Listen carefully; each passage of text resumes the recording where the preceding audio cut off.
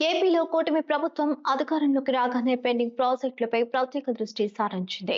ఇందులో భాగంగా ఎన్టీఆర్ జిల్లా జగ్గైపేట నియోజకవర్గంలో పేదల దశాబ్దాల సొంతింటి కలను సాకారం చేసేందుకు ఎమ్మెల్యే శ్రీరామ్ రాజగోపాల్ చర్యలు ముమ్మరం చేశారు. మంగళవారం ఆయన పట్టణంలోని టిడ్కో గృహ సముదాయాలను స్వయంగా పరిశీలించి పనుల పురోగతిపై అధికారులకు కీలక ఆదేశాలు జారీ చేశారు. 2014 నుండి 19 మధ్యే ఈ ఇళ్లు పనులు 80% పూర్తయిన గత ప్రభుత్వం కేవలం రాజకీయ కక్షతోనే వీటిని గాలికొదిలేసిందని ఎమ్మెల్యే మండిపడ్డారు. ముఖ్యమంత్రి చంద్రబాబు నాయుడు ముందు చూపు వల్లే 5 ఏళ్ల పాటు ఎలాంటి నిర్వహణ లేకుండా ఈ భవనాలు పటిష్టంగా ఉన్నాయన్నారు. పట్టణ పరిధిలోని మొత్తం 3180 ఇళ్లలో తొలి విడత కింద 1480 గృహాలను పూర్తి చేసి వచ్చే జూన్ నాటికి లబ్ధిదారులతో గృహ ప్రవేశాలు చేస్తామని ఎమ్మెల్యే హామీ ఇచ్చారు.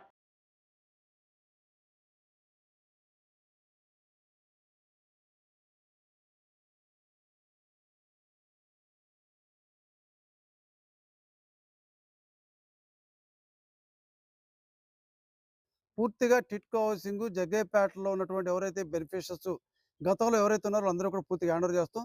ఈ రాష్ట్ర ప్రభుత్వం ప్రత్యేక ముఖ్యమంత్రి చంద్రబాబు నాయుడు గారు ఎక్కడ లేని విధంగా ప్రైవేట్ హౌస్ కన్నా చాలా క్వాలిటీగా, కన్‌స్ట్రక్టివ్‌గా చాలా స్ట్రాంగ్‌గా మరి షైల్వార్ టెక్నాలజీ అంటే ఇది పూర్తిగా కాంక్రీట్ వాల్స్. ఎక్కడ కూడా గతంలో ఏసిన పెయింట్స్ కూడా ఇప్పటికి కూడా పాడవలేదు.